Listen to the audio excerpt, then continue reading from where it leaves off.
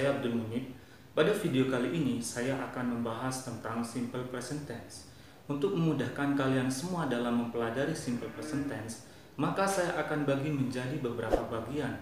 Pada bagian pertama ini saya akan fokuskan pada pengertian dari simple present tense dan juga fungsi dari simple present tense. Oke, tanpa berlama-lama lagi kita lanjutkan pada pembahasan. Let's check it out. Apa sih pengertian dari simple present tense? Pengertian dari simple present tense itu mudah sekali. Pengertian dari simple present tense adalah tenses yang menjelaskan tentang keadaan atau kejadian yang terjadi pada masa sekarang. Saya ulangi satu kali lagi.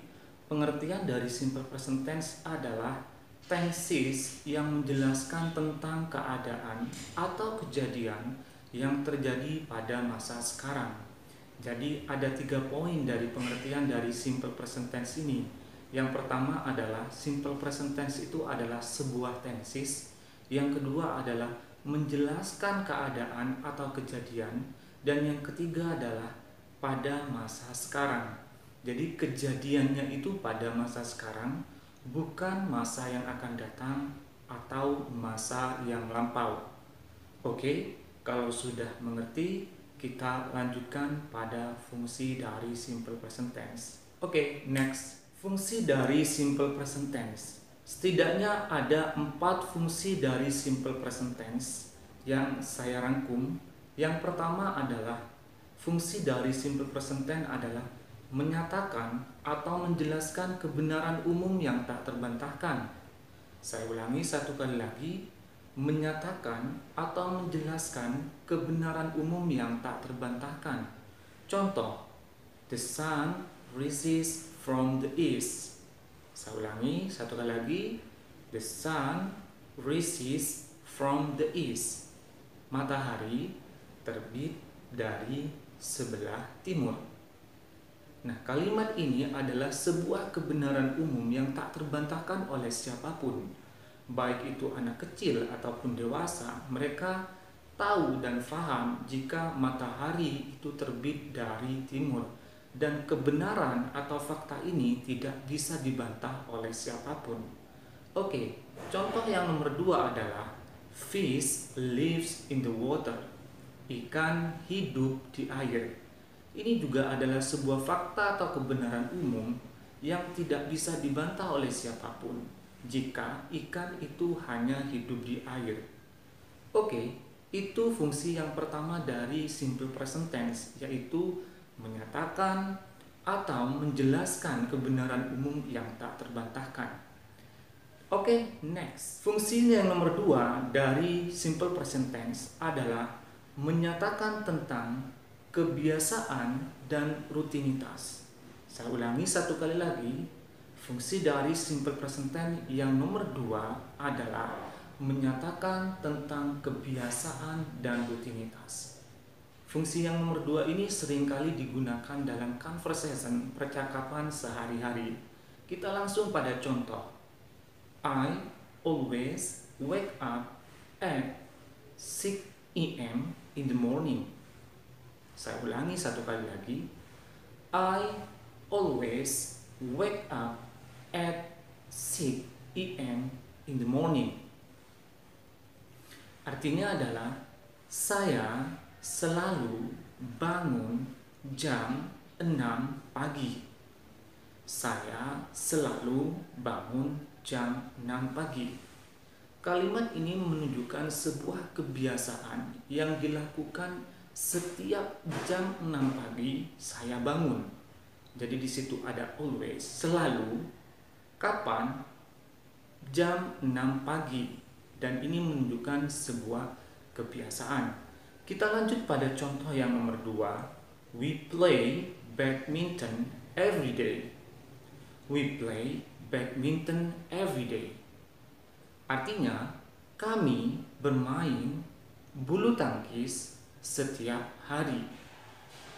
Kami bermain bulu tangkis setiap hari. Kalimat ini juga mengandung sebuah rutinitas. Ada kata everyday, setiap hari. Kapan kami bermain olahraga bulu tangkis? Everyday, setiap hari. Ini menunjukkan sebuah kebiasaan atau rutinitas. Oke, next.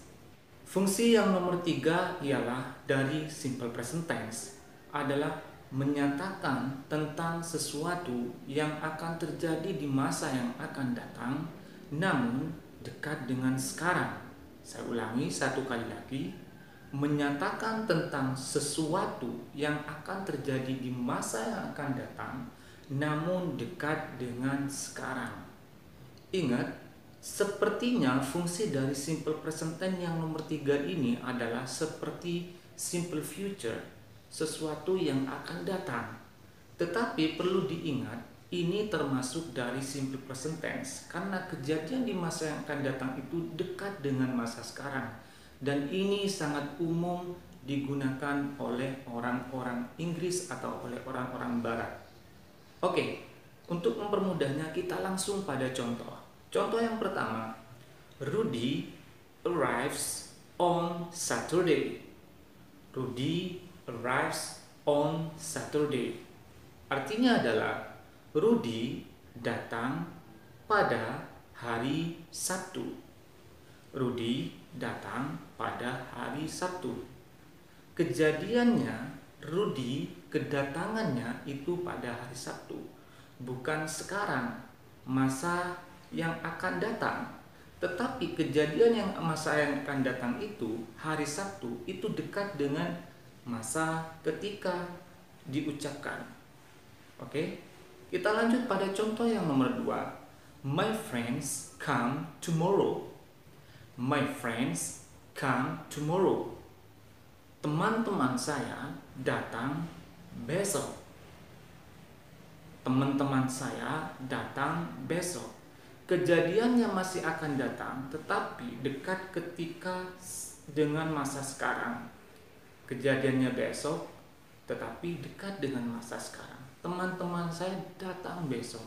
Tapi sekali lagi, ini bukan simple future, ini adalah simple present tense.